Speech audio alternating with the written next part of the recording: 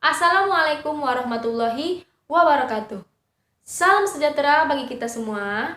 Hai anak-anak, bagaimana kabarnya?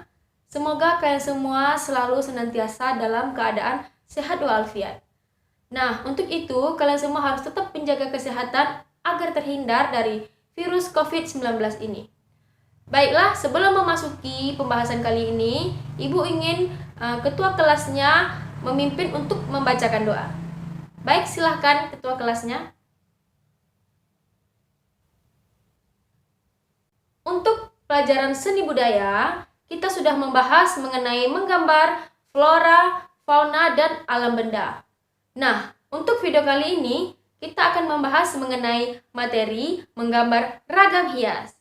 Dan anak-anak semuanya, tonton video kali ini sampai habis ya, karena video kali ini akan menambah wawasan dan pengetahuan kalian mengenai materi menggambar ragam hias.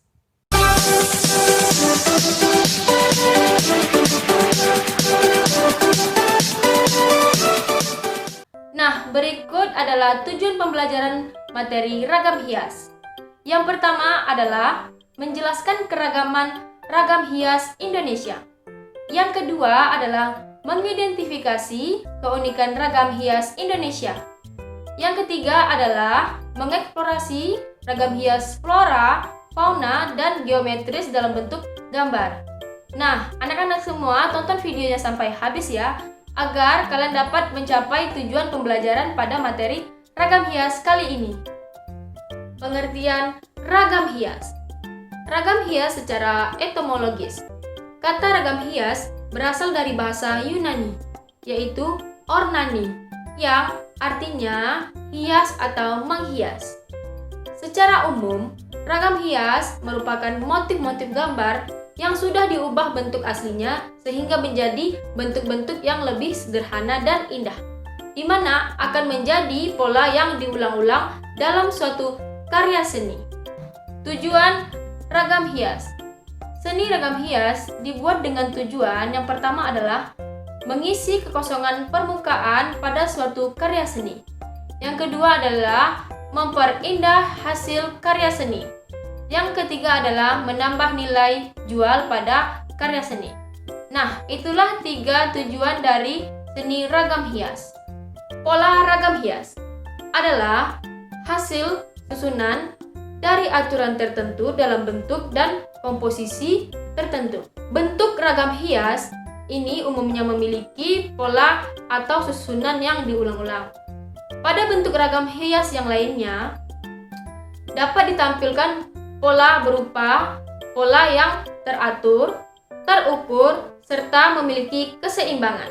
Anak-anak semuanya, apakah kalian tahu apa saja contoh-contoh pola pada ragam hias? Kalau kalian tahu, tolong sebutkan.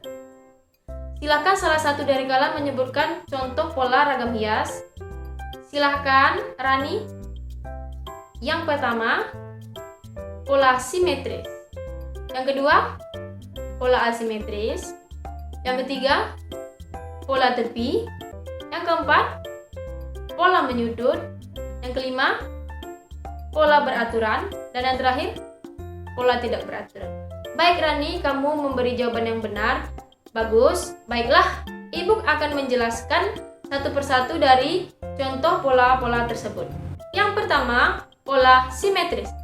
Pola simetris adalah pola yang terbentuk dari motif-motif yang mempunyai keseimbangan dan bentuk yang sama dalam suatu susunannya. Pola simetris menggambar dua bagian yang sama dalam sebuah susunan dan meletakkan fokusnya berada di tengah-tengah. Yang kedua, pola asimetris. Pola asimetris adalah pola yang terbentuk dari komposisi yang tidak berimbang, tapi masih terlihat proporsi, komposisi, dan kesatuan harmoni. Pola ini meletakkan fokusnya tidak berada di tengah-tengah. Panduan unsur-unsur di bagian kiri tidak sama pada bagian kanan, tetapi tetap memancarkan keseimbangan. Yang ketiga, pola ragam hias tepi. Pola ragam hias tepi adalah pola yang bentuknya berupa pengulangan dari bentuk sebelumnya dan digunakan untuk bagian tepi pada bahan tertentu. Yang keempat, pola ragam hias menyudut. Pola ragam hias menyudut adalah pola yang menyudut membentuk segitiga, dan umumnya pola ini memiliki bentuk yang disesuaikan dengan bentuk ragam hias yang sudah ada. Selanjutnya adalah pola beraturan. Nah, pola beraturan ini adalah pola ragam hias yang susunan polanya merupakan pengulangan dari bentuk sebelumnya dengan ukuran yang sama. Yang terakhir ada pola tidak beraturan. Nah, pola ini adalah sebaran dari beberapa motif yang berbeda dan tidak mengikuti pola proporsi dan komposisi yang seimbang. Selanjutnya adalah motif ragam hias. Anak-anak semuanya, dapat kalian ketahui, di Indonesia ini banyak memiliki keragaman dan variasi flora dan fauna. Nah, motif ragam hias ini yang pertama adalah ragam hias flora. Nah, ragam hias flora ini merupakan bentuk gambar atau motif-motif yang diambil dari tumbuhan. Biasanya dapat dijumpai dari batik, patung, ukiran kayu, dan lain-lain. Nah, motif ragam hias flora ini dapat menggunakan bentuk seperti daun, bunga, buah, tunas, biji, akar maupun pohon. Dan selanjutnya adalah motif ragam hias fauna. Motif ragam hias fauna ini merupakan bentuk gambar atau motif yang diambil dari hewan yang sudah mengalami perubahan baik itu dalam segi gaya maupun bentuk. Ragam hias ini dapat dijadikan sebagai sarana untuk memperkenalkan kearifan lokal Indonesia. Hewan-hewan yang biasa dijadikan sebagai motif ragam hias fauna adalah singa, ular, gajah, dan burung-burung. Nah, sebagai contoh, ragam hias fauna sebagai sarana untuk memperkenalkan kearifan lokal adalah dengan menggunakan motif burung cendrawasih.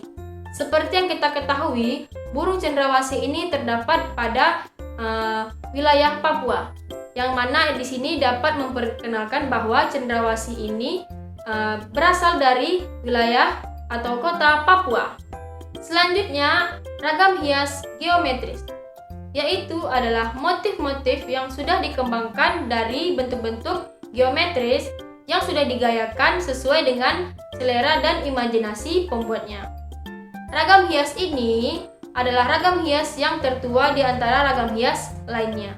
Yang terakhir ada ragam hias figuratif, yaitu suatu ragam yang objeknya menggunakan manusia dalam gambar dan menghasilkan sebuah bentuk. Nah, ragam hias ini biasanya terdapat pada bahan tekstil ataupun kayu. Selanjutnya yaitu mengenai prosedur menggambar ragam hias. Nah, yang pertama adalah perhatikan pola gambar ragam hias yang akan kita gambar. Kemudian yang kedua adalah persiapkan alat dan media gambar. Lalu anak-anak di sini bisa mempersiapkan apa-apa saja yang dibutuhkan untuk menggambar ragam hias. Yang ketiga adalah tentukan ukuran pola gambar.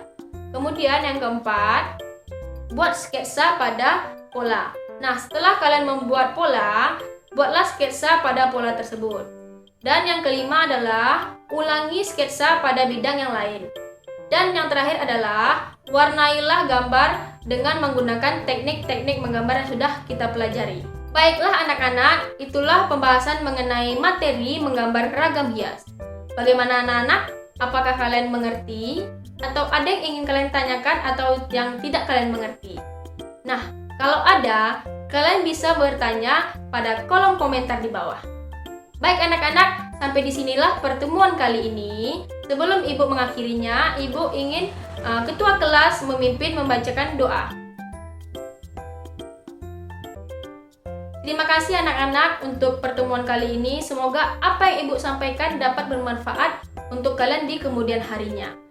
Baiklah, Ibu akan mengakhiri dengan wabillahi taufiq wa hidayah. Wassalamualaikum warahmatullahi wabarakatuh.